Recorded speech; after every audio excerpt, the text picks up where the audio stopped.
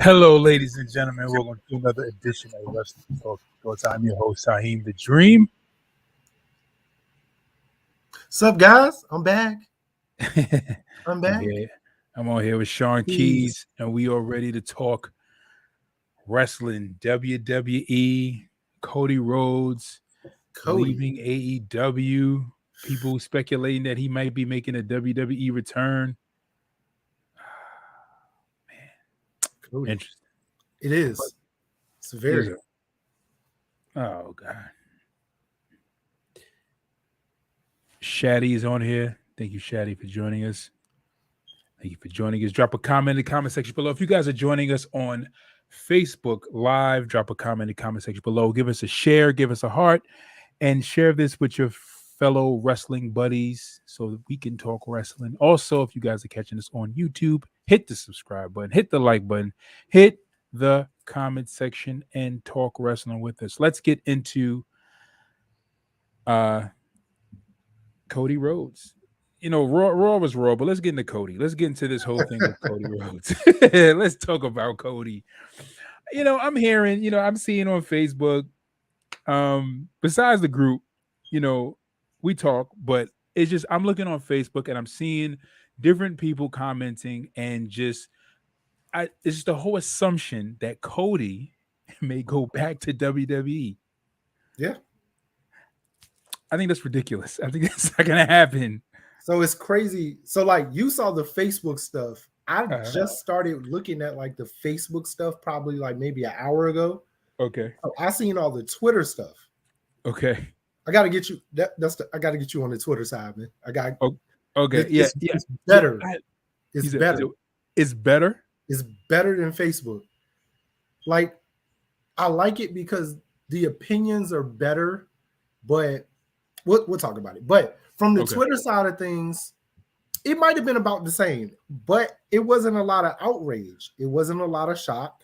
Mm-hmm. It was just a lot of like you said, speculation, like people trying to figure out where he's going, what he's gonna do. I think more on the Twitter side it's more about the indies. So a lot of people are like, oh, he's about to have a crazy indie run. He's about to, NWA, Impact. And crazy thing, I actually agree with that more than him going to WWE. Okay. I also don't think he's done with AEW. I don't think this is a shoot, but at the same time, he just had a daughter. Right. Last summer. Right. And I think it's timing. I think him, of course, we know him, the Bucks, Kenny. They haven't been really seeing eye to eye from whatever the reports have been saying. Right. I don't know about him and Tony, but it may be the same with the direction of the company. Him and Brandy were just like, you know what? Let's take some time off. They got money. It's not like they ain't got money. Right. So he don't need it on the wrestling side. He can take indie bookings and get his wrestling itch. So I mean, but don't you? I mean, you don't think that? I mean, look, the guy Cody Rhodes helped build AEW. He was one of the 5 founding, 5 members that put it all together, right?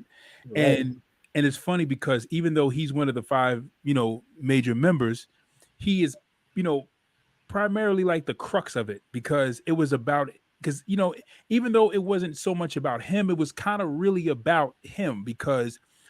Because he left WWE, he didn't really get the opportunities he deserved, and yada yada yada. He moved around New Japan, all the indie circuits or whatever, and then they came together. They built, AEW. They started the All In pay-per-view, and then you have AEW. But Cody was seen as the key figure of that whole thing, even though it wasn't just all on him; it was on everybody else. But he was seen as the key figure.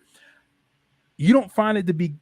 I just think it's kind of ridiculous that he would go back to WWE, especially as to how they're actually treating the superstars there. That's that part. That is the part where I disagree about him going back. Okay. Him going back, I'm not mad at. Everybody's done it. People even before WCW ended, there were people that left WWE, went to WCW, came back to WWE. Right. And this is even before, everything crumbled. So I don't think it's far-fetched. he's going back as a different person, as a man. He left as a boy.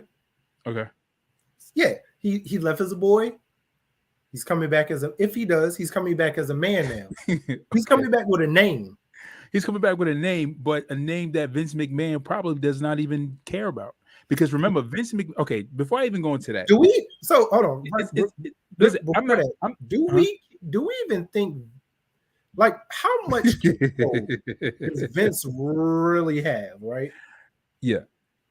I don't think it's at 100% like it used to be. I think he probably has a nice percentage, but I don't really think it's about Vince anymore.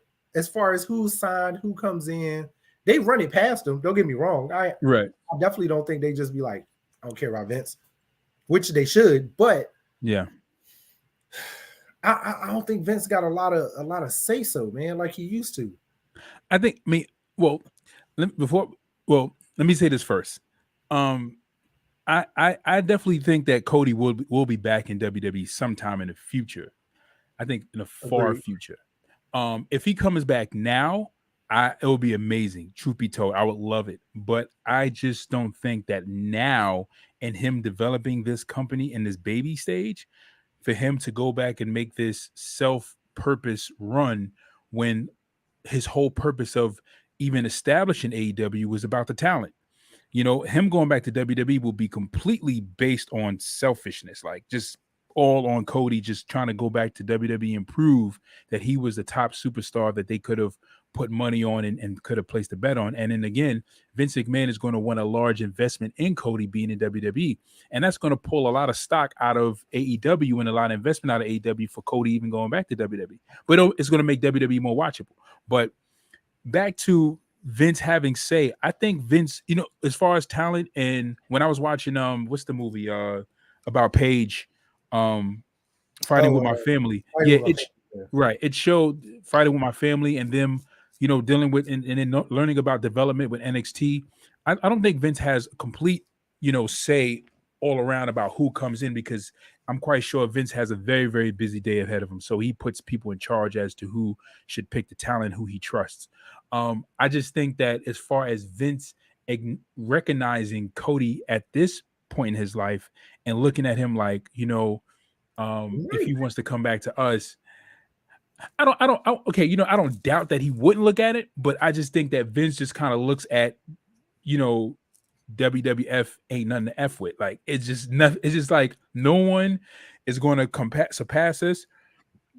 And but I do have a question when you're done, though. Right. Oh no, I mean to cut you off, but so at this point, right, with everything that's going on with both companies, with Cody, do you feel like Cody needs WWE or does WWE need Cody? I think at this point, truth be told, WWE doesn't need Cody. And if anything, Cody needs WWE. But he doesn't need WWE. It's a very tricky thing. And the reason why I say this is because it's multiple layers, right?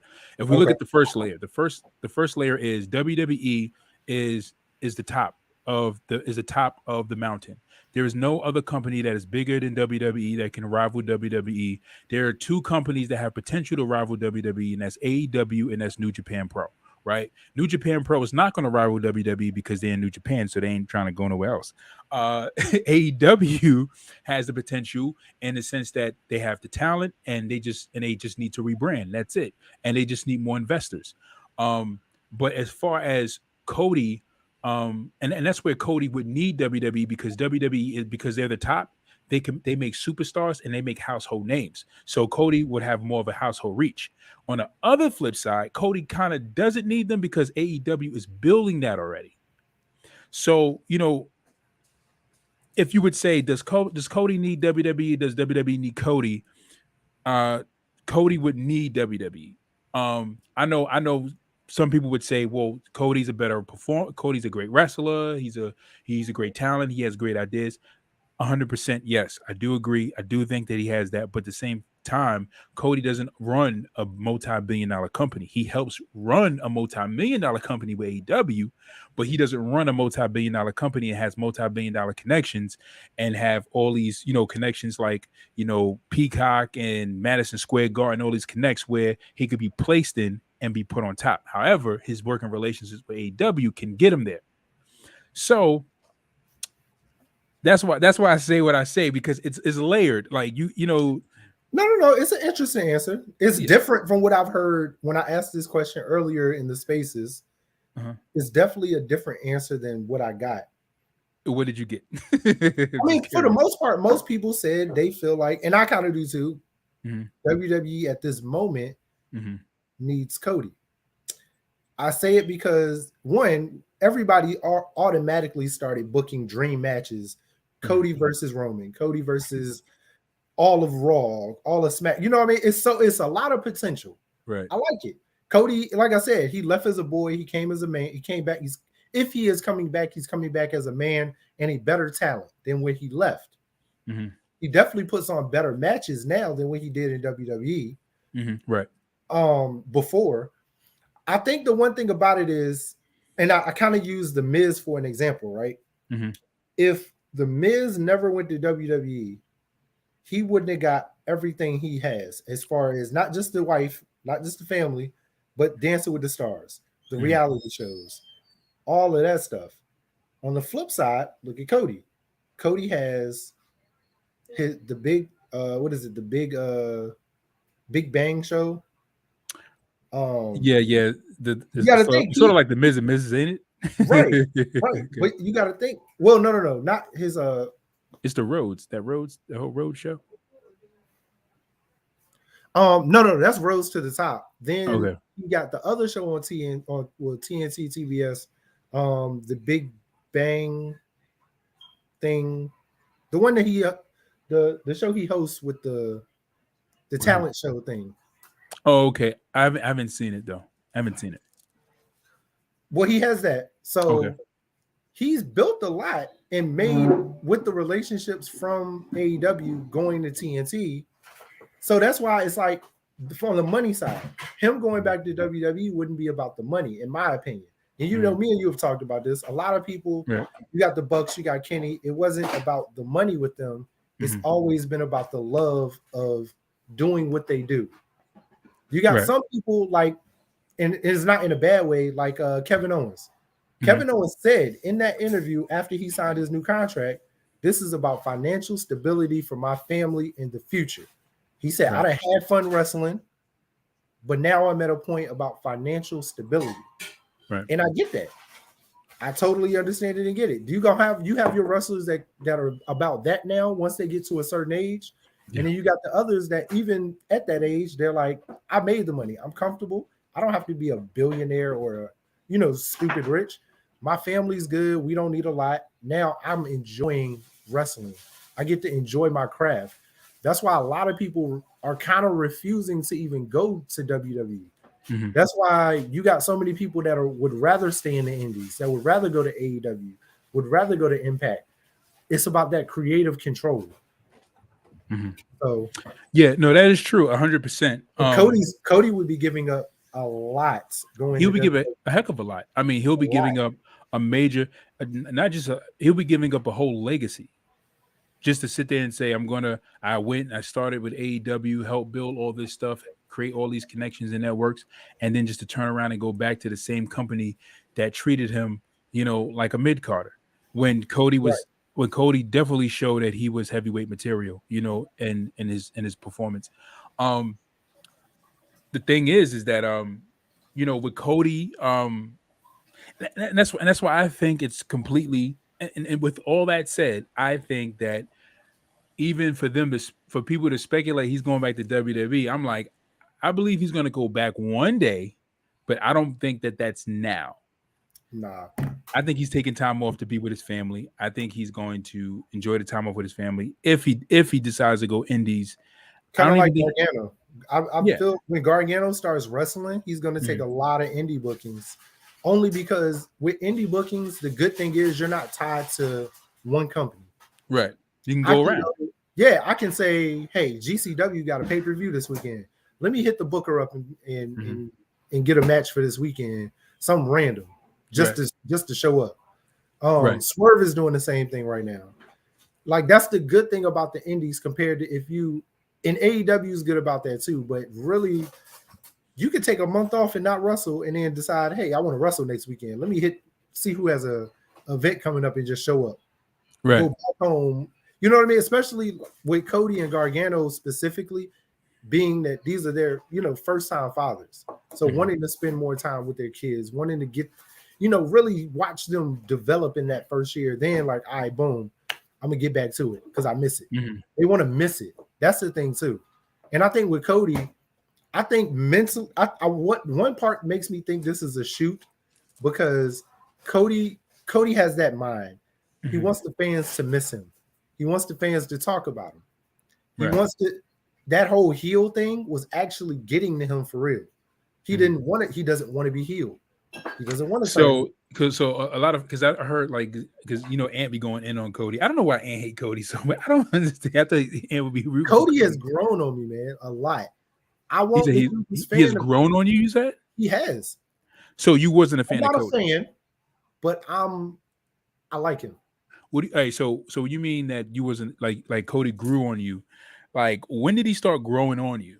Probably to be real, I'm probably one of the only people that actually like Stardust. Oh my god! You know what? The gimmick wasn't bad. I'm gonna be real because if you're trying to portray him as the opposite of his brother, or the opposite of Goldust, it wasn't bad. I think maybe the costume won't right. Maybe the name needed to change, but I understood I actually understood what they were trying to do. I liked him when he was actually no. It was before that when he did. It was the gimmick with the mask, the Phantom type thing where he had the mask and he was walking around with the mirror. Right. That was right before the Stardust one. I like that gimmick. That's what got me looking at him a little more.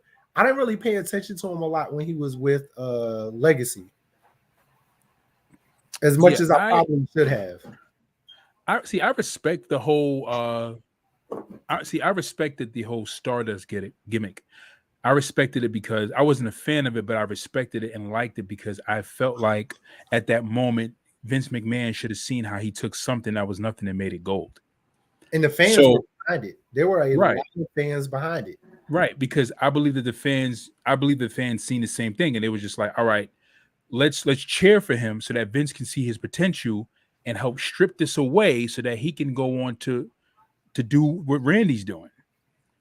I have a comment real quick from Andrew LaDuca. He says, breaking news, Cody Rhodes is in contract with WWE. I can confirm that Cody's camp has been in contact with WWE officials. So I saw that. So Andrew, I saw that same thing earlier.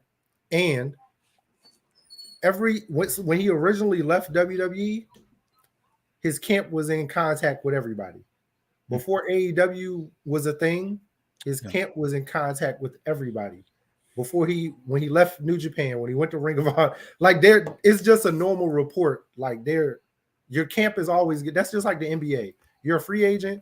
My camp is in contact with the Lakers. My camp is in contact with the Knicks. It's just preliminary talks. I'm not gonna read too deep into that until, as usual, I gotta see either Sean Ross Sapp say it or Dave Meltzer. It's got to be one of them two. If one of them two puts it out, then I'm like, all right. But yeah. At the same time, those guys put it out, then it has more weight behind it because they're more connected to the inner circle. And then even at the same time, it's still just preliminary talks, and that's it.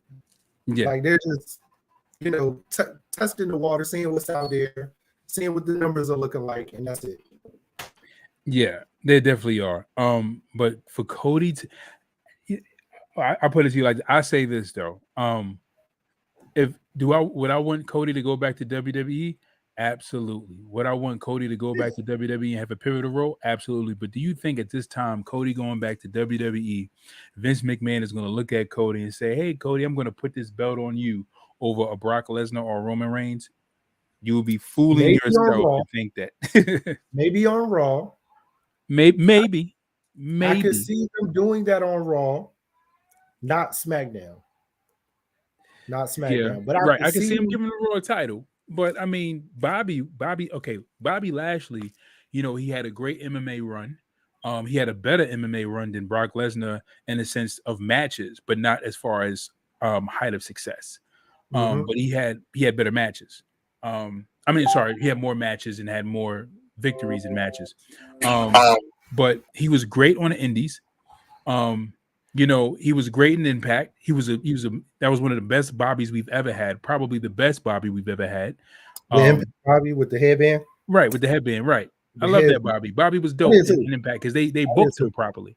But when he came back to WWE, and it was right there in their face, Brock Lesnar versus Bobby Lashley. You think that they were going to book that match for that Mania that year? No, they didn't. We had to wait how long? 5 years in order for us to get that, finally to get the match. And then when we got the match, you know, it was a good match. It was a good one, but we had to wait 5 years for it. Yep. So, you know, again, Vince McMahon sees his own plans. You come in, you know, it's very few people that can interrupt Vince McMahon's plans, and that's The Rock, Steve Austin, Brock Lesnar, you know, and Roman Reigns, you know, his top star, or John Cena, like his or Triple H, his babies or his, you know, his surrogate sons can interrupt his plans and say, you Right. know what, Vince is going this way, they come in, Vince is now going that way. You know what I'm saying? So Andrew LaDuca says, do you think he will take out Austin Theory and add himself as add himself to the chamber? Who, Cody or I'm not gonna lie, that would be fire. It's not gonna happen, but that would be fire. I ain't gonna lie. That would taking be out Austin Theory to add himself to Cody Rhodes? Yeah. It would be dope. It would be great. It would be a shot. Amazing. But Saudi Arabia, that'd be the place to do that. I mean, I don't, because you want the pop. You're not really gonna get a pop like that in Saudi Arabia.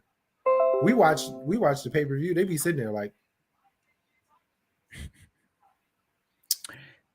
hey, listen, all I know is I put it to you like this: if it happens, Christmas came again.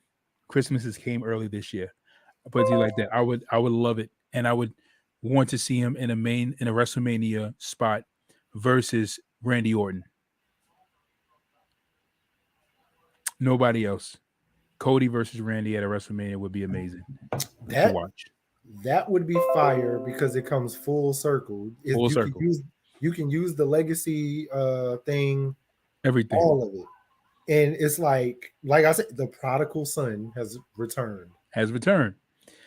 It would be amazing, but I think, you know, Tony Khan would be with Tony Khan. Well, Tony said he's a fan, so I don't think Tony really looks at WWE, because Tony said he views wrestling as a fan. So even though Vince McMahon is, you know, even though Vince McMahon is somewhat like competition, I think he watches. I don't think Tony would be like, you know, mad if Cody left. No, I actually think Tony watches WWE. Mm-hmm. Certain people over at like as far as head officials, like top people, right. Certain top people watch AEW because they want to know what's going. I mean, you're gonna watch. You want to know what's going over there, right? Exactly. You may not all the way care, but you're gonna watch because you want to know what's going on, right? But Tony is a wrestling fan, though. It's not with him. He throws his little shots and everything. Mm-hmm. I actually, you know, it's crazy. He actually could learn from Vince a little bit. But at the same time, I do realize if Vince had social media when he was younger, he would be Tony Khan. The same way Tony tweets and just like, no, I'm not going to use that example. 100%, because that's how Vince McMahon was when he was young. Vince McMahon was so much of a fan, and you can definitely see it. Social media to put it out there, but he was exactly the same way. He was no different than Tony, and a lot of people forget that. Okay, so I have some news, and it has been reported today. And I'm looking at one of my favorite websites I like to look at, Wrestling Inc. And apparently Cody is really in talks with WWE. There's been like 3 articles they posted about this. WWE reportedly talking with Cody about return. Yep. I seen that on Fightful, and because you know that's Sean Ross Sapp runs Fightful, so I've seen that on Fightful. I watched a little of his I watched a little of his live earlier, and he was talking about it. You know, his sources, his sources said the same thing. So, I mean, it could be true. If Cody returns, it's got to make sense to Cody.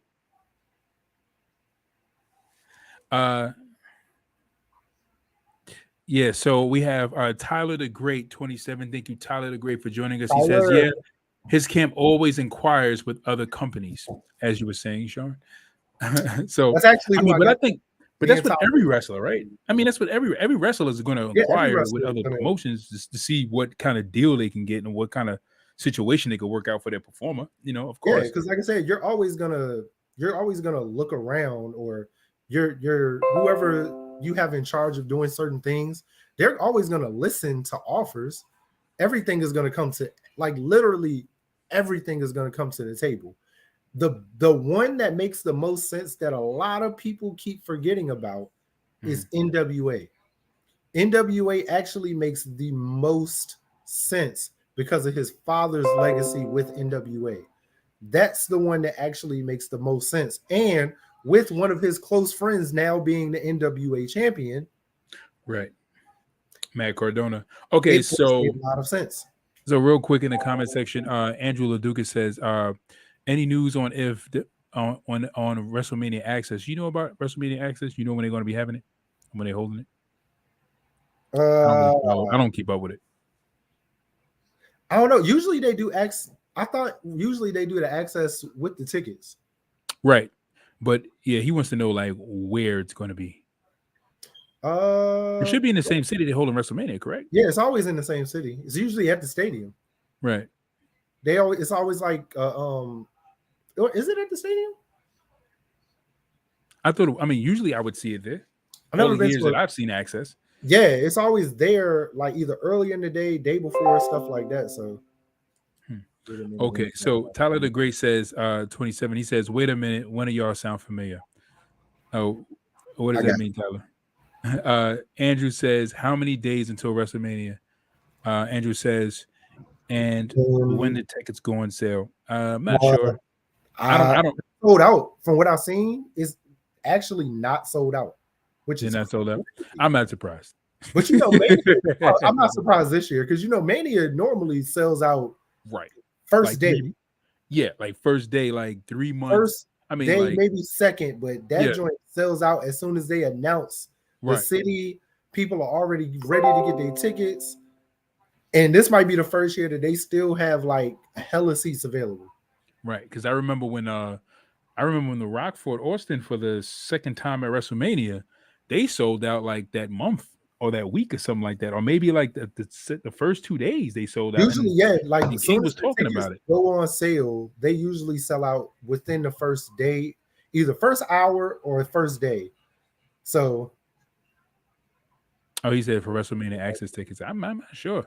You should probably check the website. They probably have most people I know when they get their WrestleMania tickets, they buy their Access tickets at the same time. They paid like the package. They get the packages that come with all of that. Right. So the Access is like, it's like you get to meet the wrestlers and stuff like that. Kind of it's like the meet and greets, and when they do when they bring like they have like the WWE Archive Museum there, and you get to see like all the stuff from past events and just stuff like that. So do you think it would make sense? Do you think that they're going to make some kind of a deal? Because for Cody to leave and then come back to WWE, for him to be there, it has to be something that makes sense for Cody. Yep. Like something that makes major sense. Like he's there, he comes in as a competitor for something big. They have to make something big for him. So if he's talking to WWE, it's got to make sense in a major capacity for Cody, where Cody is not going to start at the bottom and work his way up.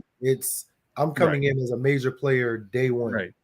He needs Goldberg, Brock Lesnar. I came in out of nowhere and challenged you for your title status. That's what he needs. Like day one, I come in, I jump you from behind. Next week or next pay-per-view, I got a title match and I'm beating you. That type thing. So Tyler says, he says Cody won't go unless he gets full creative control. We know that's never going to happen, Tyler. Not full. Nobody gets full. Nobody gets full. I mean, AJ Styles is funny because AJ Styles gets like some creative control on his matches. AJ might have AJ, Bryan Danielson, because me and Tyler were talking about this earlier. AJ, Bryan Danielson, who else is it? Roman, of course. We all know Roman. And it's a few other people. They like actually, they probably got like Brock, Undertaker. Like they probably had about 90. All of them probably got about 90%. Even Samoa Joe. They had about 85 to 90%. They have a large percentage of creative control. And then everybody else is like 20, 30. But ultimately, Vince McMahon controls the outcome of the match. He books the outcome.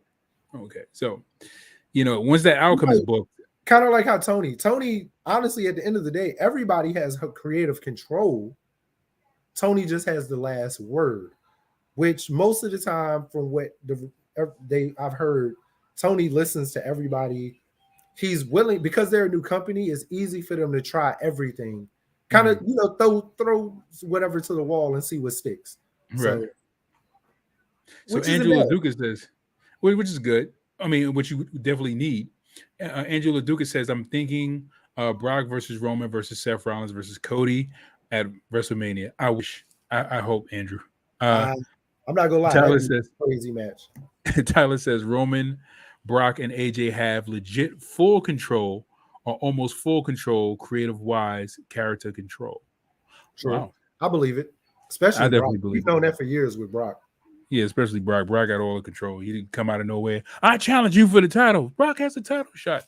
I want to win the Royal Rumble. Brock wins the Royal Rumble.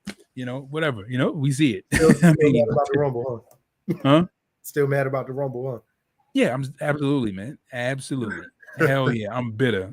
Bitter as an old lady, as an old grandmother, bitter.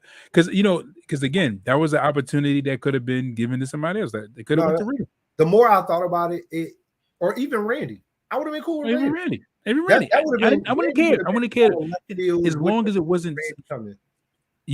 Bro. There's no way we already knew. Regardless if hell froze over, hell would have to freeze over for us to not think that you were not going to fight Roman at WrestleMania. It was just out of the question as to make us believe that you wouldn't fight him. So why would you go into the Royal Rumble to enter as as a contestant? Now, I guess the excuse would be, well, he just had the world title and he lost it. Okay, well, what makes that different from him just coming out of nowhere and just invoking a title shot and then Roman taking it? So I understood it more because boom. Roman came in and screwed him of his title. Right?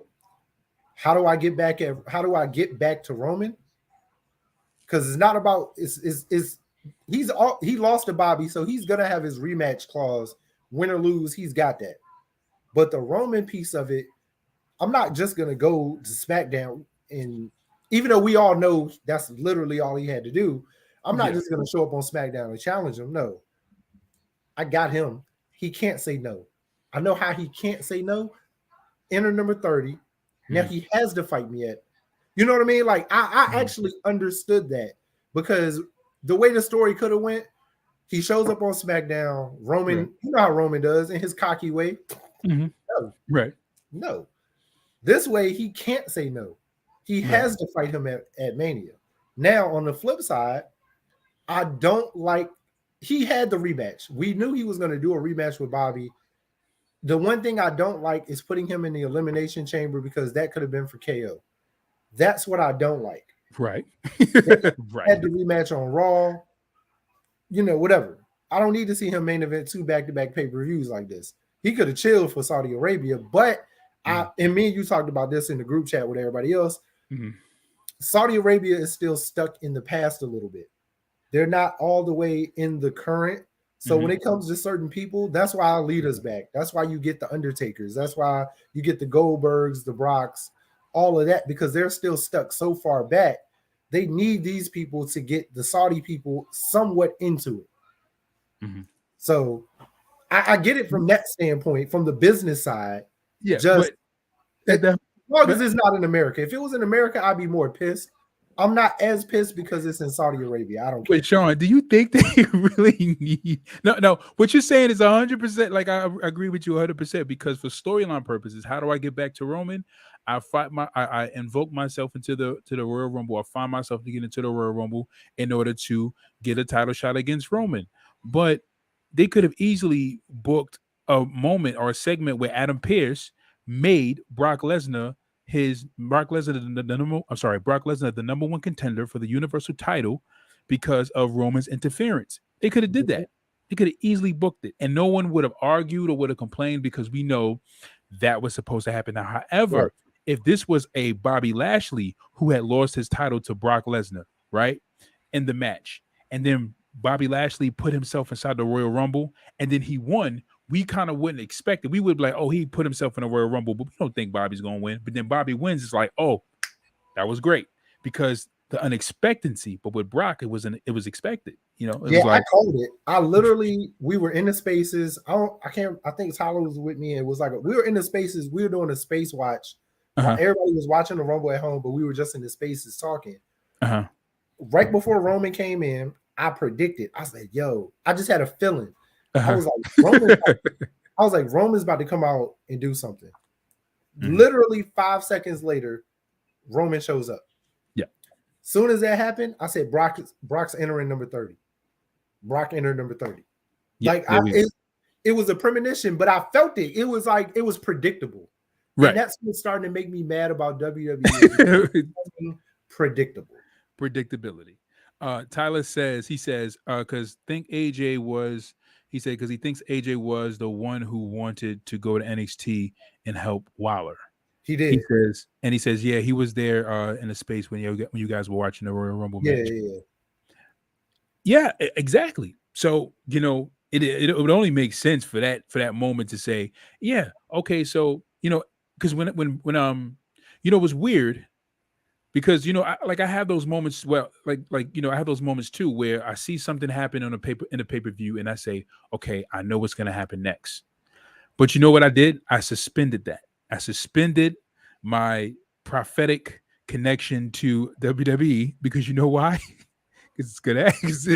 It was like why? Like back in the day, it was great to have that. You know that kind of predicted. You know that kind of guessing of to have that what's gonna happen next.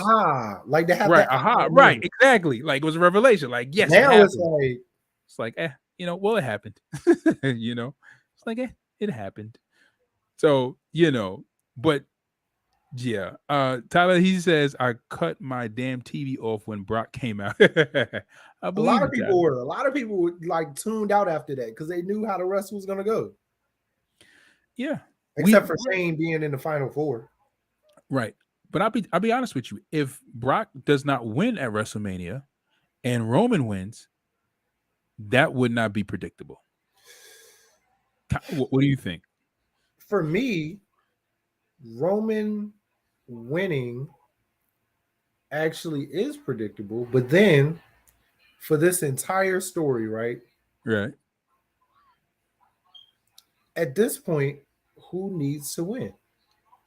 Because Roman, in my opinion, Roman is solidified, right? He's gonna beat Goldberg this weekend. Mm-hmm. He's beat Taker. He's actually beat Goldberg. I mean, Brock. So at this point, it's like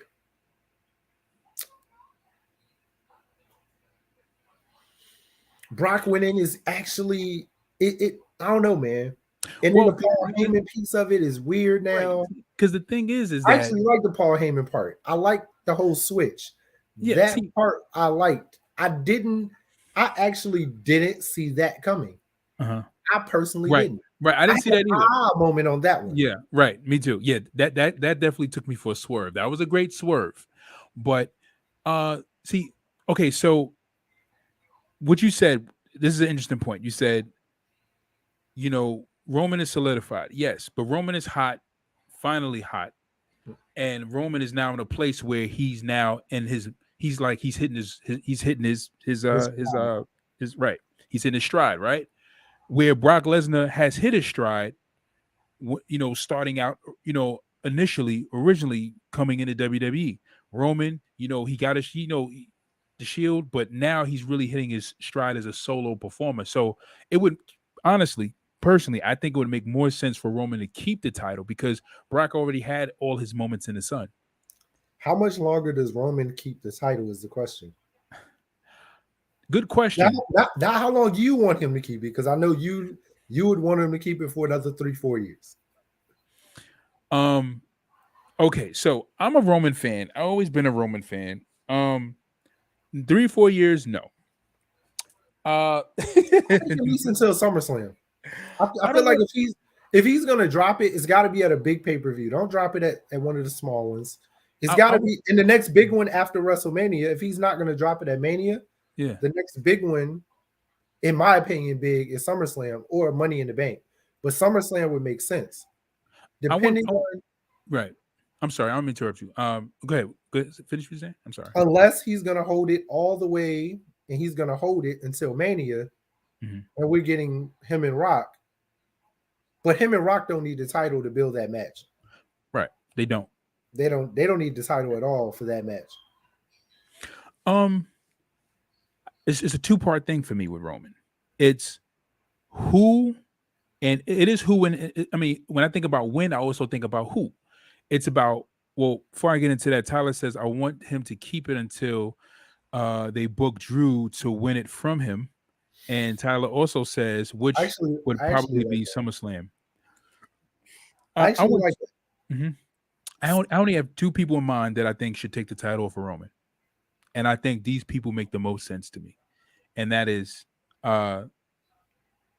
Finn Balor, Matt Riddle.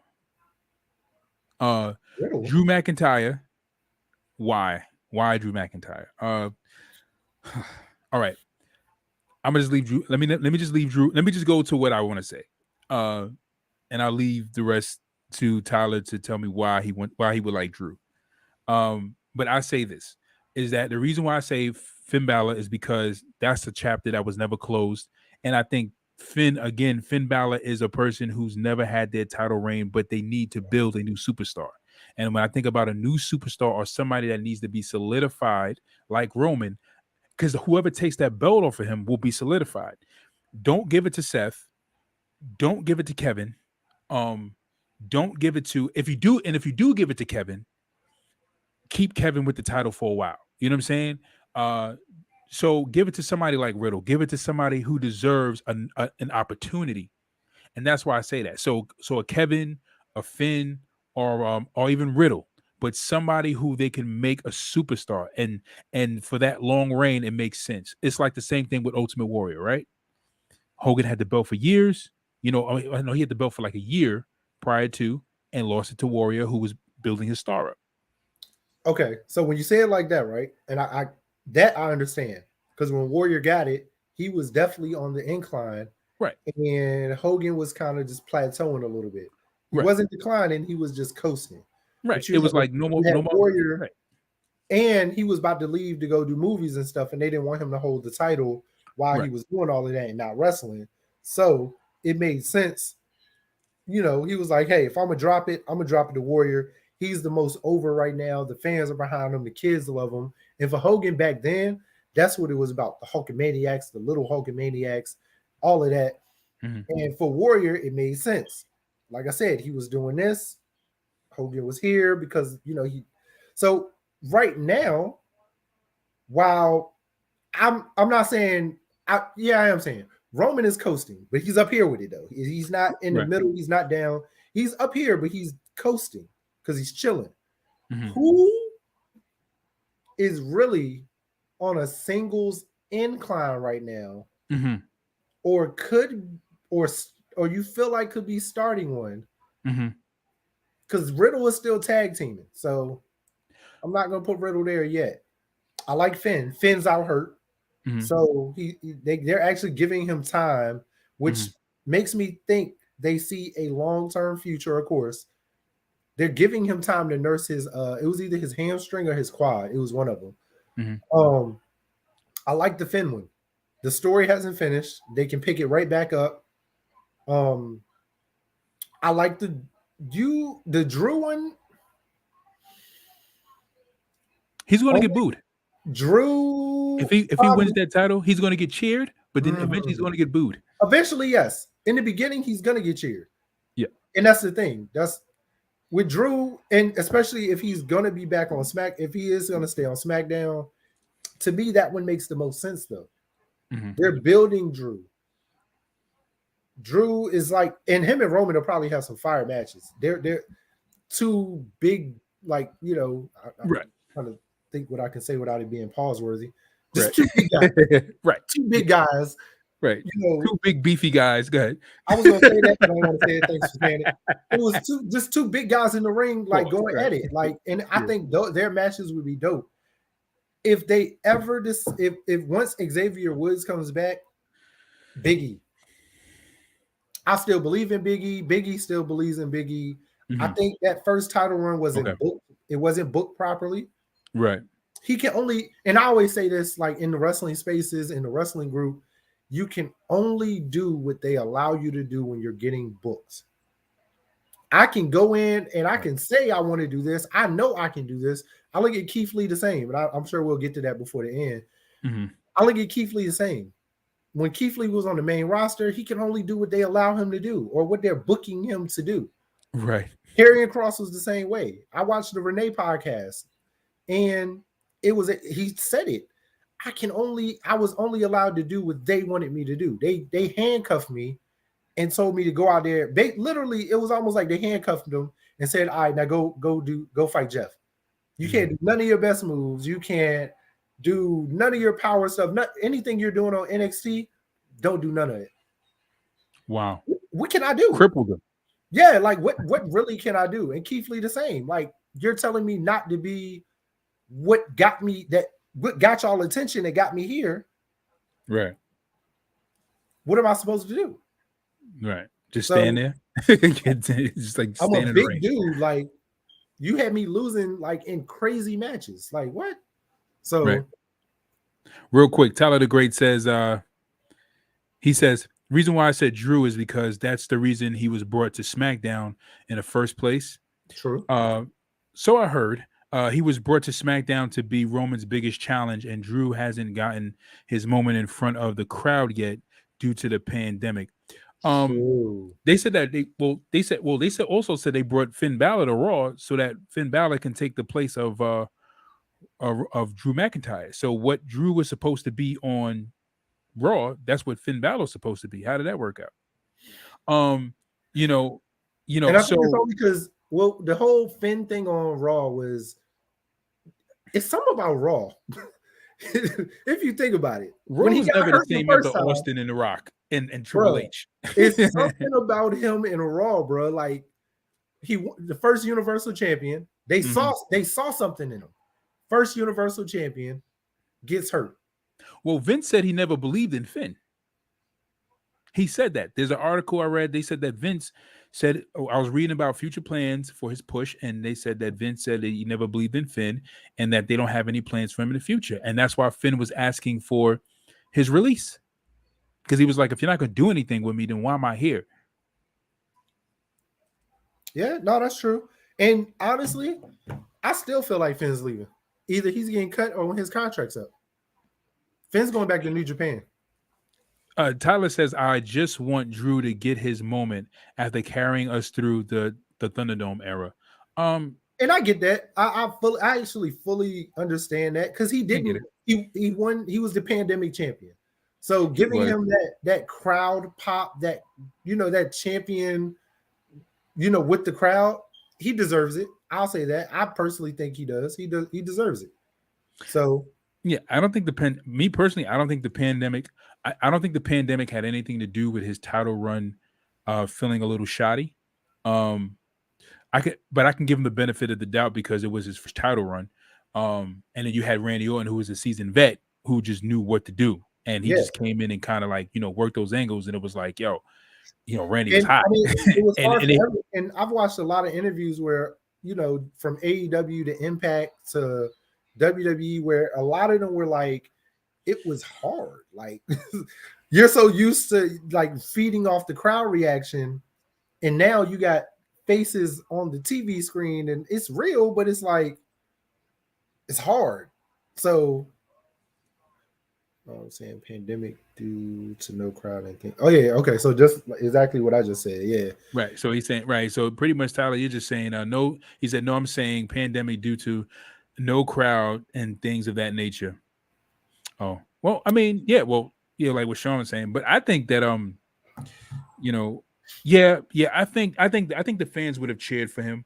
I'm gonna be honest with you. I still think that Drew. I'm not a Drew fan. I'm not a Drew fan. And the reason why I'm a Drew fan, and maybe it's because of my bias, but there's just something about Drew that just makes me look at Drew and say, you know what? The same thing Vince seen in you. Why did he pass on everybody else? Because you were taller, you were bigger. Drew gets to do what he wants on a mic. The other performers who can't do what he, can't cut those kind of promos because Drew has to be made to look strong. So Drew can say what he wants on a mic. So Drew goes out there and he looks, he can cut his promos the way he want to cut them. All other performers, they got to stick to a script. And that's why I say him. That's part of the reason I say him and Roman would be dope, because Roman is finally coming into his promo game. Right. He's comfortable. He in a groove when it comes to the promos. Him and Drew would be dope. Him and Drew definitely would give us some good promos on the mic. Matt, and I think overall, like, they would have some really great matches. Not just good. I think they would put on some classic matches. I agree. I think they would. Andrew LaDuca says, I missed a lot of matches at WrestleMania. We all do. I agree. I think they would. I'm just not a fan of Drew. I'm sorry. I think they would. I was not like Drew. Even when Drew eliminated Brock Lesnar, I was like, cool. But then I was kind of like, I don't want Drew to be the guy that goes on to fight Brock Lesnar at WrestleMania. I was like, I don't think I want him to be that guy. I'm happy that he eliminated Brock, but I'm sorry. I'm not a Drew fan. I don't see it. With Drew, I see it, but it's just like when I seen him and Ziggler together, I was just so pissed because I'm like, this is supposed to be Ziggler. Like when Ziggler dropped that United States title and said he's tired of being treated like a mid-carder, and he showed up at that Royal Rumble, which he should have won. I forgot who won that Royal Rumble. I think it was Sheamus or somebody like that. I think it was. Yeah, somebody who didn't need to win. It was just like, why didn't you give it to Dolph Ziggler? Huh? You're the only man. I swear you're like that. You're not the only person. I slandered Ziggler on Twitter, and they jumped on me one day, bro. I told you, Ziggler. It got ugly, bro. I'm like, Ziggler, y'all ride for Ziggler like this? Yeah, okay. Bro. Like, all right, real quick. Ride for Sheamus like that, man. I feel the same way you guys feel about Ziggler. I feel that way about Sheamus. Really? I think Sheamus is a dope talent. Listen, he has a great wrestling mind too. I watch a lot of different things. Like Sheamus actually has a really great wrestling mind too. Ziggler does also. I'm not going to take that away from him. Ziggler definitely does. If Sheamus is rebooked, I'm gonna tell you the my favorite. There was one time I did like Sheamus. Cesaro too. There's one time I did like Sheamus, and this is the time I liked Sheamus was when he had that short feud with the League of Nations, going against Roman Reigns. That was my favorite version of Sheamus because Sheamus was in the perfect position to give that balance of, what, this is somebody we don't want to see, and this is somebody we really don't want to see. But at the same time, it made that match that Sheamus and Roman had at Extreme Rules was a great match. It was really like even though the crowd was booing, if you watch that match and you don't worry about the fans and just watch that match, it was really a great match. Yeah. But nobody was really into it. And that happens a lot, though. I watch that a lot where it's like the match will be great, but nobody's like into it. They're just like. Wait, hold on a second. Tyler the Great says, y'all know that before an episode of SmackDown, Roman took his promo script and threw it in the trash, right? I believe he totally did, and I'm glad he did it, yo. Right. I'm glad. Tyler says, yeah, you got butchered. I ain't gonna lie, fam. What happened? What happened?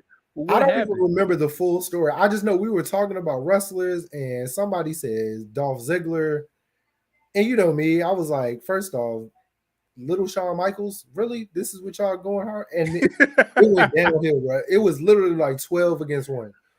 I just Wow. went on mute and sat there. Yo. I just took it. That's all I could do. They were really going hard for Zig, man. I'm like, okay. Yeah, because you know why? Because, and this is the thing, is that when you look at Dolph Ziggler, it's the fact that he's not what he's supposed to be. And it's not because of Ziggler, it's because of Vince McMahon, you In know. booking, yeah. So right. So Ziggler, I mean, we've seen Ziggler's rise, and then Ziggler was the first guy to reach for the brass ring, get the cheers, and get muzzled. I'm not gonna lie, I did like him. Or was it Zach? I think it was him. It was him. It was him. It I was did him. like him. Yeah. I did like him when he had Biggie and AJ with him. When Right. he won his title. I loved him during that time. I did. Everything was aligned, and it was like as soon as Ziggler felt like he wasn't getting his push, that's when Ziggler started. You know, like he had that Survivor Series match, and I'm like, finally, Ziggler's getting his push. He won that Survivor Series match. They putting him up, and actually, it was John Cena's proposal to have Ziggler go over because he wanted to, kind of give that, thing to Vince McMahon, like, hey, consider Ziggler. Right. And Vince McMahon was like, all right, we'll have him win, but we're not going to do anything with him. And it's funny, even Triple H had a match with Ziggler. When Triple H had the title, he had a match with Ziggler on Raw. And again, we know wrestling. We understand wrestling, that when you look at a wrestler like Triple H, a legend like Triple H, you look at a legend like Austin, these guys choose who they want to wrestle. They choose, they book their matches. So for him to choose Ziggler is him trying to show Vince, hey, Vince, this is a guy that you need to, and they see same it. thing like they said recently with AJ going to NXT with Waller. Same thing with him working with Omos. Like these were AJ, like, it wasn't them coming to AJ. This was AJ coming to them like, hey, I want to go to NXT and work with this kid Waller. Hey, I want to work with this guy Omos. Right. Same thing right now with Ziggler wanting to work with Ciampa. It's the same thing. Like him wanting to work with Ciampa, him wanting to help Ciampa make it to the main roster and succeed. So, right. And I think this is going to be great. So him and Ciampa supposed to have this kind of feud going. That match, they're fighting next week. Ciampa and Ziggler on NXT. All right. I like it. I'm watching NXT. I like it because Ziggler. I feel like a Ziggler Ciampa match is going to give me that same feel I got from Gargano Ciampa. Because Ziggler does a lot of, even at his age, he still does a lot of the same stuff. It's not all groundwork. He still does a lot of high flying and, like set that Gargano type, movements and stuff. And then Ciampa can work with it. Ciampa's the type that he can work with anybody. He's shown it. He literally can put on a great match with anyone. I have not seen a bad Ciampa match yet. Yeah, Ciampa's dope. Real quick, Tyler the Great says, bro, he had like 15 different people coming at him at one time, me included. He says, and him wanting to eventually elevate Breaker as well. Yeah. I got to see a Breaker match. I haven't seen a Braun Breaker match, but I'm interested in Braun because he's Steiner's son. Yeah, he's Rick's son. Right, Rick's son. Rick's son, Scott's nephew. He's a mix of both. He's a perfect mix of, I can say perfect. He's a good mix. Right. I ain't gonna say perfect. He's a good, he's not great. He's a good mix of both. So he has their movesets and everything. Yeah, and he gives you Scott on the mic, he gives you Rick in the ring. So that's why I say it's a nice, because Rick wasn't the best talker. Scott he wasn't. Scott was more the talker. But Scott was the best talker and wrestler. Yeah. I think. Well, I mean, except for his WWE run. That's when it was like, Yeah. So, but he gives you flashes of his dad. He gives you flashes of his uncle. It's a good mix of both in one. So he's definitely going to do something special. How was his matches? I've liked him. Him and Ciampa put on 2 good matches. Him and Legato tonight put on a good match. If you would rate his matches, would you say he's part of that the black and gold class? I think he can hang with him. If you put him with any of those outside of what he's already done with Ciampa, you put him with any of those other guys from the Black and Gold, Mhm. I think him and Roddy would have put on good matches. Him and Adam Cole would have put on good matches. Him and Keith Lee would have put on, him and Dominic Dijakovic, good matches. Like, he would have really put on some great matches with them. I think he's probably, him and Carmelo are probably the only two I feel like that could really hang with the Black and Gold. Because Carmelo and Adam Cole would have been crazy. We saw what he did with Roddy Strong. Just with his size, putting him in that cruiserweight or North American type of thing, him and Leo Rush would have been crazy. Oh, Leo Rush and Carmelo. Oh my God. Leo, what a talent, yo. Right. And it's interesting because Leon Ruff reminds me of Leo Rush. I like Leon, man. He's good. He's dope. No, he really is. He don't give you that look. Yeah, but when he wrestles, you like, yo.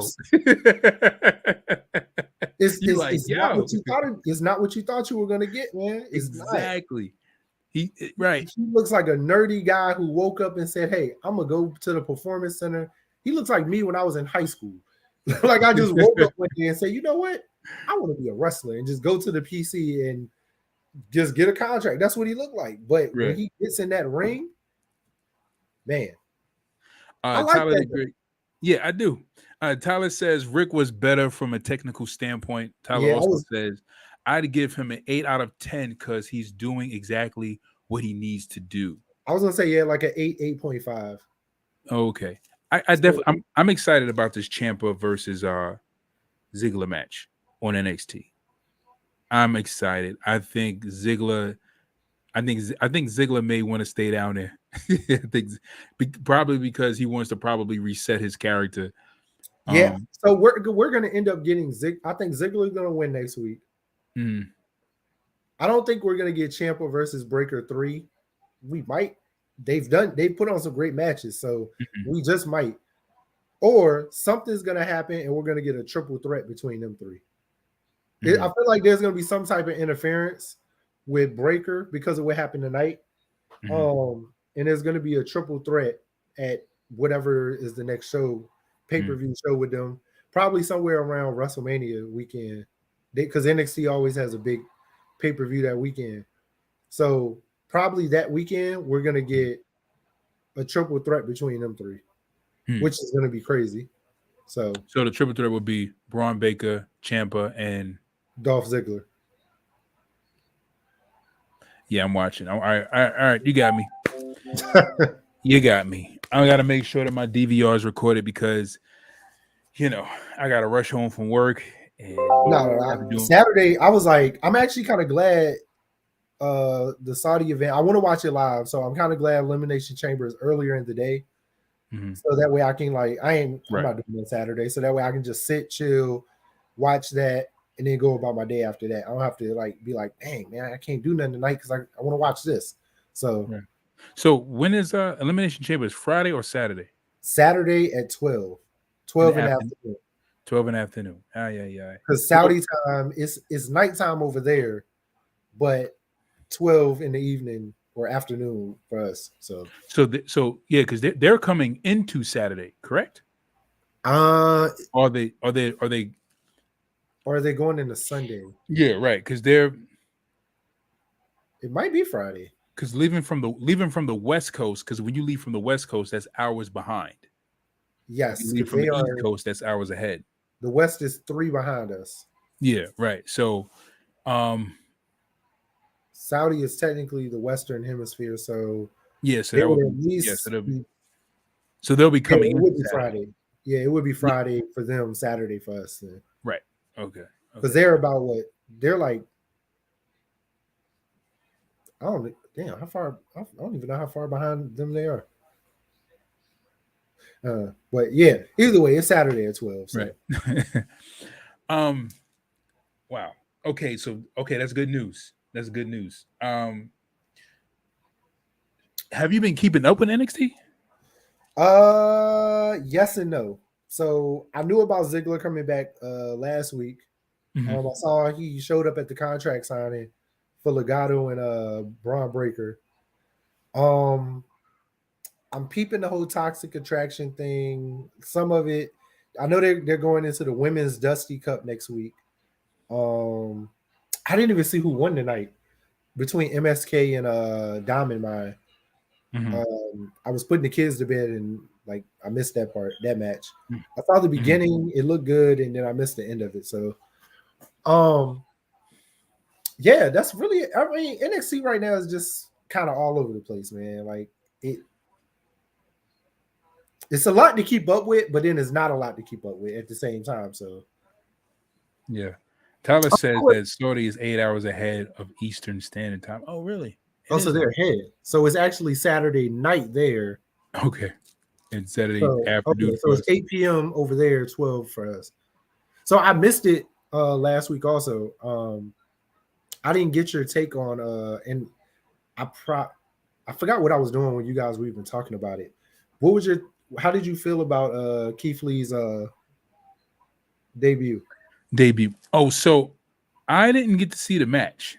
I just read the news, and I was just monitoring the group to see what you guys were saying about who the big surprise was. I was surprised that day, but even that day, I went to the group. I'm expecting everybody to like, and nobody said anything. And I'm like, no, right. Well, the reason, the thing about it is because, partly because when we watch pay-per-views, I'd be like, yo, don't spoil the results until like the next day, because some of us don't get to watch it that same night or to the next day. You know what I'm saying? So. But I'm surprised nobody didn't say anything. I was the only one that was like, yo, but I mean, I feel like it's crazy because I was 50-50, right? I was still 100%, but I was 50-50. Ant was trying to get on me about it, but him and Henry. But I said my initial prediction was Keith Lee. Then I thought about it and I was like, nah, he just got married. He on his honeymoon. And then when somebody told me that, and so I switched it to Jay White. Then when somebody told me that the pictures that were being posted was old, that was an old trip that him and Mia took. That wasn't their honeymoon. They weren't on their honeymoon. Right. So when somebody told me that, I was like, all right, Keith Lee's coming tonight.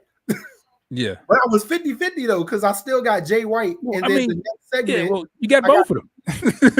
You got both. I was 100% right in my opinion. So right, because when you mentioned them, I was like, I was like, well, Sean got both, Keith Lee and Switchblade. I'm like, all right, well, he knew exactly who was coming. Tyler says Creed Brothers won and Jesus was great for NXT. Creed won? I like that. And he says, brothers, man. Tyler the Great says, I was the only one still saying Keith Lee. He was. So my take on Keith Lee actually coming to AEW is, I was talking to Jay about this last show, and I said that I like the fact that, I love Keith Lee. I like Keith Lee, always like Keith Lee. Ever since I started watching his work in NXT, and you guys put me on to him and was telling me about how he moves. And I didn't get to see any of his, like, his indie work before that. I didn't get to see his indie work, and I didn't get to see a lot of his high flying moves, but I got to see all of his stuff like maybe 2 to 3, 4 months, like after he won the after he won the NXT title, like him working up to winning the NXT title, and him dropping the title, him coming up to the main roster. So I seen that stuff, but I liked him I liked what I seen. I enjoyed it. But my thing about Keith Lee going to AEW is I think that it's great. I think it's awesome. I think that they shouldn't put the title on him until a few years. I think that they should still build. Me and Jay was talking about this. Jay McMahon, we was talking about this. That AEW is still developing homegrown talent, and they need to stick to that. They made a great choice with Kenny Omega. They've done a great job of doing it though. Even with bringing in the WWE people.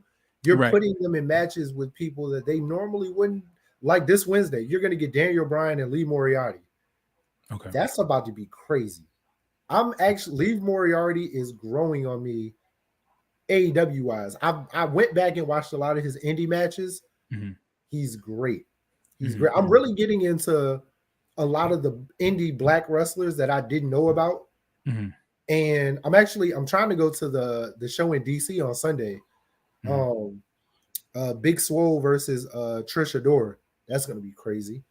Trish Adora is growing on me. She's for what promotion? I can't remember the name of it. It's like an Afro promotion or something like that. I got Mhm. the flyer on my phone. I'll put it in the group. Okay, okay. But yeah, like Trisha Dora is another one. She's dope. I think is it AC Mack? AC Mack is dope. AJ Gray. It's a lot of dope indie black talent out here that I didn't know about Mm, until I got on until I was really on Twitter more. I've always been on Twitter, but yeah. I've never really dove into the wrestling side of Twitter until recently. Mhm, And I'm like in that black indie scene now. With mhm. there's a lot of great talent in the black indie Right. wrestling. Real quick, yeah, I want to mention somebody who I thought was very interesting until I seen them perform, and I was like, yeah, this dude's amazing. Um, Tyler Gray says my favorite indie wrestler of all time, Keith Lee, and he says I want him versus Wardlow for the TNT title as his first title feud. Yes, yes. Wardlow, Him and Wardlow, Wardlow, him Wardlow. and Trying to him and remember how he Hobbs. looks. He's the one that's the buff dude that's with MJF. Oh, okay. Yeah, him and I think him and Hobbs have put on fire matches. Mhm. Him and Wardlow. Just it gives the big guys somebody else to wrestle, not just always, it gives them another option now. It's not too many big dudes in AEW. So you add another big guy like Keith Lee that can really move in the ring Mhm. versus a Will Hobbs who can move in the ring versus a Wardlow who can move in the ring. Right. Who else? It's a couple other big dudes. I can't think. But yeah, putting them, matches against other guys their size, and we've already seen all of them versus the smaller guys. They do great work too. So Mhm. it's a lot of potential for Keith Lee in AEW. Definitely.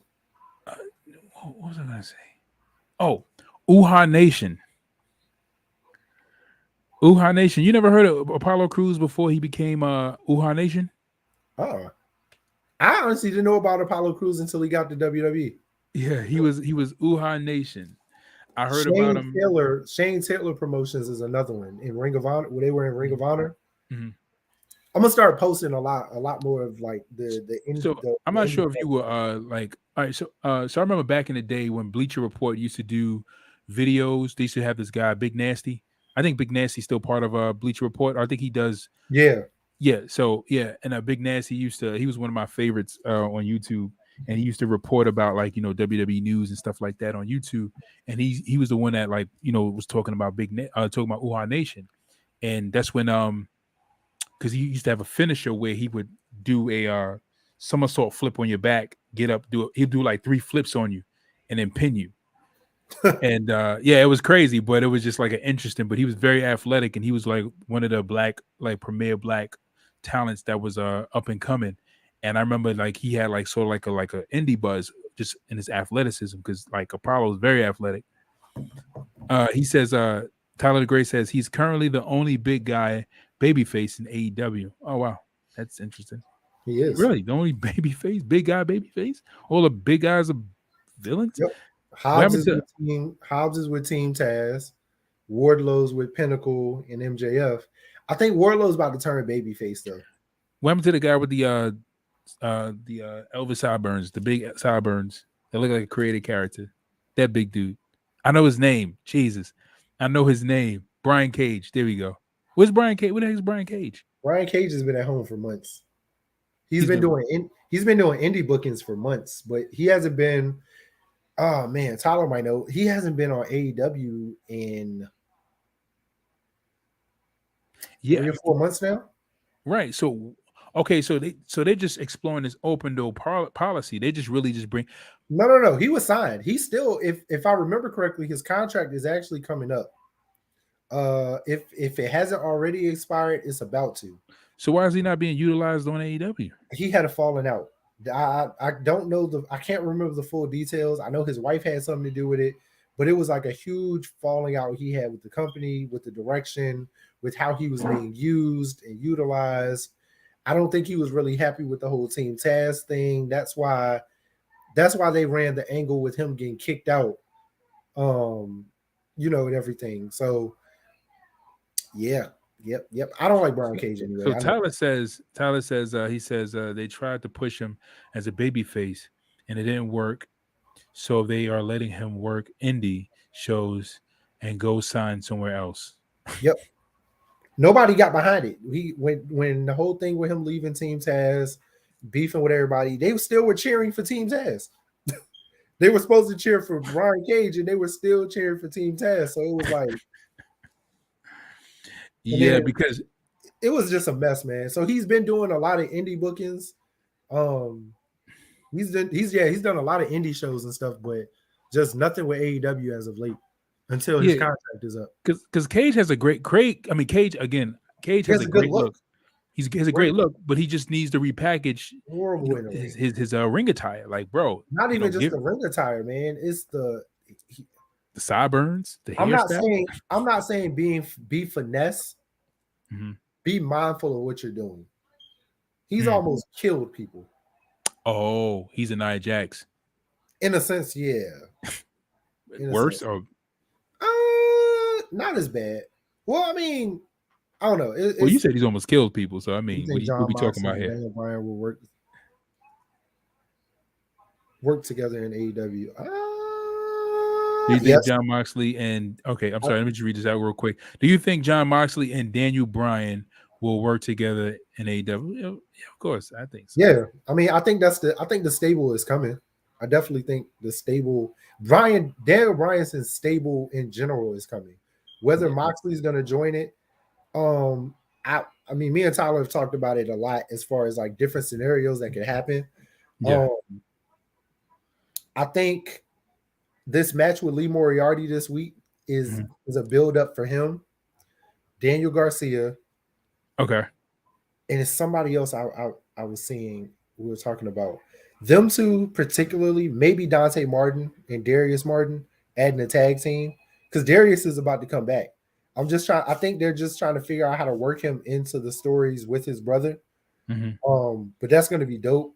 It's so crazy that the little brother the big brother was the one everybody was raving about until he got hurt. And then now the little brother is like shot up out of nowhere.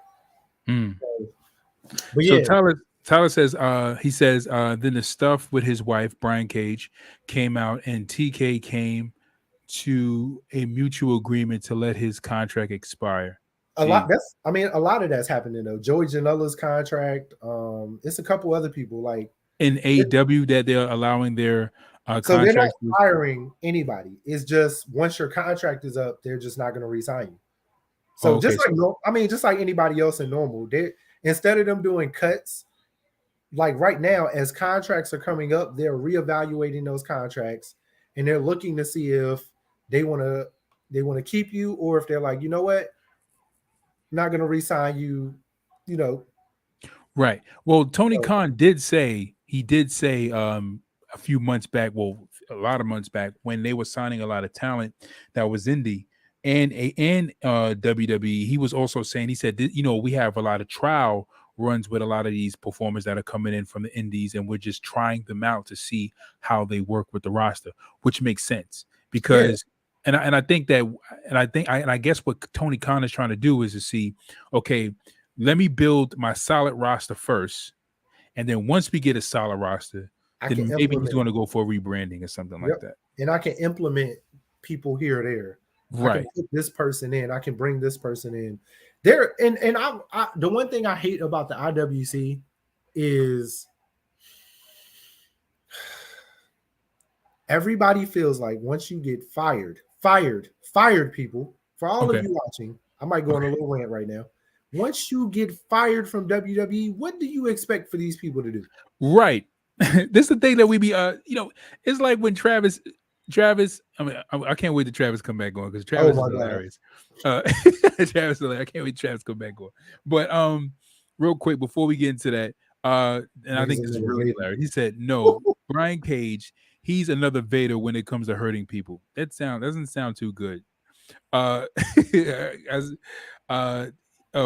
Yuta, who's that? Who's Wheeler Yuta? Oh, Wheeler Yuta is another one. I like him. Wheeler Yuta is fire. He's with Best Friends with Orange Cassidy and him. Okay. He's the one that was in. So when Trent was out hurt, they brought him into the group. I like Wwe Rw. He's been dope on the indies. A lot of he puts on good matches in AEW, but they have him losing a lot. But the matches are really good. So, but his indie work is really dope though. What are we talking about? Oh man, what are we talking about? Oh, we're saying Travis and we're talking. Yeah. Because I was saying about once these people get fired, what do you expect them to do? Go home and just chill and wait for WWE to call me? No. Yeah. It's like when people make certain comments, I'm like, that is just such an easy cop out to say that. Like, it's like when people be like, oh, Triple H would have never been anything if he hadn't married the boss's daughter. I'm like, he wouldn't have been a star. I was like, bro, like he was actually booked to win a King of the Ring prior to the curtain close, and they were going to actually push him to the main event picture. But then that whole curtain close thing happened, and then it pushed him back a little, little. And actually, you know what? I think it was actually good for his career. It was better. It made the best Triple H that we've gotten. We got Stone Cold. That was one of the best. We wouldn't have got Stone Cold. Right. We wouldn't have got The Rock the way we got The Rock. So everything happens the way it happens for a reason. And who says none of these guys are going to, again, I go back to what I said in the beginning of the show. You leave one company, you go to it. Look at Drew McIntyre. He is a perfect example of this. Right. If Cody comes back, he's another perfect example of this. I leave, I build my name, I come back looking bigger, stronger, and better. Because think about when Drew left, Drew was small. He looked like a boy. He came back a man. He did. Yeah. Same thing with Cody. Cody left a boy. Yeah. Cody is coming back a man with hair on his chest. You know what I mean? Like right. Bleach hair, tattoo effect going. Right. So you know what I mean? Like it's not a bad thing to leave one company, explore, learn who you are as a performer. Right. That's the biggest part of it. A lot of times these guys aren't learning who they are as a performer. The good thing about a lot of the people coming from the indies and coming into WWE, especially like a Ricochet, for example. Ricochet knows who he is as a performer. If you followed his career as Prince Puma, right, he does absolutely. He knows and it's a shame the way he's being utilized. Yeah, he's a perfect example of that. So like, you got some guys that come in and they don't, especially like a lot of these NXT guys right now, right? Yeah. Right. They're honestly not going to know who they are as a performer for real, until they leave. Even when they get to the main roster, they're still not going to know, because maybe some of the younger ones will, only because by that time, Vince's stronghold won't be there anymore, because God forbid, but he won't be there. So, a lot of the NXT guys and some of the younger guys that are on the main roster, they're going to get to explore it. But you got some of them older guys that never got to fully spread their wings and show you. That's what I like. That's what made me like Cody more, was because Cody went to the Indies. He went to New Japan. He went to Ring of Honor. He went to Impact. And he learned himself as a performer through all of these different companies. With AEW, he really found who he was. But interjecting your point really quick, just want to interject in what you're saying. Like Roman Reigns, like when Roman Reigns and like Seth knew who he was. That's why it was easier for him to adapt a little bit more. And him and Maxley, but Roman didn't really have that much experience. He's he's wet behind the ears. He's a little green. So that's why like we actually got to see Roman develop we got to see him like really develop in front of us, in front of an audience, because he didn't really know who he was as a performer. But now he knows, and now we have the Roman we have now. Yep. So I mean, it's a give and take, but it's just it makes me so mad when people are just like, Tony signing everybody. If I'm Tony, I'm signing everybody too. What are you talking about? Facts. First off, I have a new startup company. I know I'm trying to build the indie wrestlers, the homegrown talent, the people who were here from day one. I'm definitely not trying to throw you to the back, but signing these big guys, these big names helps you out so much.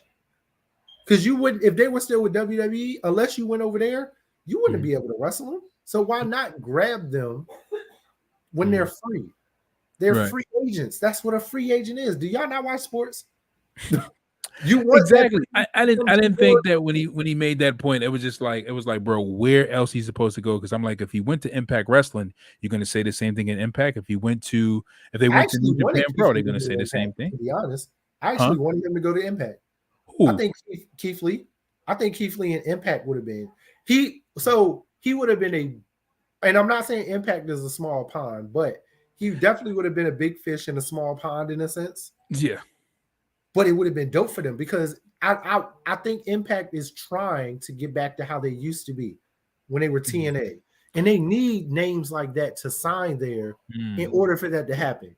They need the Keith Lees, they need the Bray Wyatts, they need the Braun Strowmans, aka Titans. They need those type of people to come in to give that company a little more validity now. Other than what they're getting is good. Don't get me wrong, but they're still missing, like we always say, they're missing star power. Right. They're missing star power to put them over a little bit more and bring them back to where they used to be. Because their women's division, honestly, is better than their men's. In TNA? I think so. It makes sense. I have a question real quick, but just one thing. I just want to say, I have to read this. I want to read this comment real quick. Tyler says, also to touch up on what you said in Top Flight, they were supposed to be next up after Lucha Bros being AEW champion. So what happened with that? So they were supposed to be. The brother got hurt. Okay, so they couldn't hold the title. The brother's been gone for about a year. He got hurt last January, February. He's still not back yet. He's been gone. Yeah, he's been gone like a full year and some change. He's, from what I've been seeing, I watch all the vlogs and stuff. So yeah, he's definitely ready to come back. I think they're taking their time. They want to work him back into the picture. But yeah, they were really high on Top Flight. They were really. That's why Dante has been getting. Darius. He's been getting a lot of. Darius tore his ACL. And that's why Dante is like, his singles push has been crazy, has been really crazy. So, I mean, TNA, I think TNA has potential. I think TNA has the most potential they've had in a long time. Like how you were saying, like getting back to the original TNA, because there was a lot of elements that really stifled TNA, and TNA had a moment. It was a special moment in wrestling where they could have caught right up to WWE or even been up to the status of AEW, and they had a moment. And that's when they were doing the whole blue brand, and they were really trying to rebrand it. And I was like, yeah, like they're really pushing the brand now. And then they just started doing a whole WCW thing. I'm gonna be honest with you. I'm gonna say this, and I know some fans may feel different. But if you look back at it, same thing. It was what stifled TNA. Part of it was some of the legends and not birthing new stars, but they try to invest so much into Kurt Angle that they lost sight of the talent they had in front of them. And Kurt Angle was not the guy to carry that brand. He was not the guy. He wasn't even the guy to carry WWE. He was a star to help keep the brand afloat. Not the guy to bring it to another plateau, but he was a guy to keep the brand afloat. And we've seen that because when Kurt Angle went over there, that's what happened. The brand stayed afloat and then it just dipped. I'm a slightly disagree only because you got really great matches between him and AJ, him and Samoa. Right. Him and you got the main event Mafia from all of that. I honestly think one of the times that they dropped it was Hogan. When they did that whole Aces and Eights thing with Bubba, with Bully Ray and Devon and all of them. Right. I love the Aces and Eights, but they went to NWO with it. And that's where I thought you were going to go when you were saying the NWO part. They were adding way too many people in the Aces and Eights. Aces and Eights was special when it was a small group, just like NWO. As you grew Aces and Eights, it lost its whole thing. Then when you found out that who the real leader was, it was Devon. I liked it because I didn't see that coming at all. Yeah. like I didn't like when Devon came, like it was almost like when Vince took the hood off, it was like, it's me Austin. It was like that, like in a sense, like Devon came out, took the little mask off. It was like when he pulled the mask down, you saw it was Devon. It was like, oh, okay. But then when you got Hogan, you bring his daughter in, you got Brooke in the story. It was just, that was, to me, that was when everything got messed up. It was Hogan. It was Hogan. It won't even bring it in the stars because Kevin Nash, bringing Kevin in was fire. Bringing Booker T in was dope. Even Ric Flair during that time, it was cool. It was Hogan. It was even Sting. Sting was amazing during that time. Jeff Hardy, Matt Hardy. The only thing they've done, the only two things that they have done as a company to me that were just trash was bringing Hogan in and Dixie Carter being too much on TV instead of behind the scenes like she was. Yeah. Even though I like EC3 and I like her being, because we got EC3 from that, and I'm a huge EC3 fan. So I'm gonna be honest with you. There's certain superstars who don't belong in certain brands. Like they're too big for a brand. Like either they're gonna elevate the brand or they're gonna bring the brand down. Like Hogan was that guy that he just, like, once WCW was done, he just needed, the only place he needed to go back to was WWE because they know what to do with him. TNA didn't know what to do with him because he's Hogan. So if Hogan went over there, he would just been a big fish in a small pond. Like Hogan is Hogan. And that's what he was. Yeah, and that's what he was. But at the same time, they gave him so much control to the point where, he was making these decisions. It was just like, what are you doing? Like, it was like, okay, we don't need Brooke in the storyline. Nobody cares about Brooke and Bully Ray. Let Bully Ray do his thing. He's doing a great job without you, Brooke. So like, we don't need you on camera to do anything else. Like that was probably one of his. Now that was his, like, Bully Ray singles. Yeah, crazy. Yeah, they said, from what I heard, most fans said that was probably like the best, or if not one of the best, title runs in TNA history. Yep, him, AJ had a really good one. I think Magnus had a really dope one. Nick Aldis had a good. Well, he was Magnus then, so it really was a lot. Almost, it was a few that was just like, but his was definitely one of them ones. Like it was just one of the ones. So yeah. And I think they got, like I said, I think they definitely have the potential right now because wrestling is so dope. And with the whole, everybody kind of embracing the forbidden door type thing, except for WWE. Right. You got, and with Ring of Honor not really knowing what they're going to do right now as far as their future, you have a lot of those Ring of Honor guys and girls coming in, and it's real dope for the company. It's really dope for the company. In AEW. No, for TNA Impact. They have a lot of Ring of Honor people coming in right now. They have like a whole invasion angle. So like, didn't they have Bryan over there? Huh? They have Bryan over there, right? Not officially. He hasn't shown up yet. He showed up at Ring of Honor, but that was at Final Battle in December, and that was technically supposed to be their last pay-per-view. They have another one coming up in April, but from what I heard, they're not closing the doors. They're rebranding. That's what they're doing.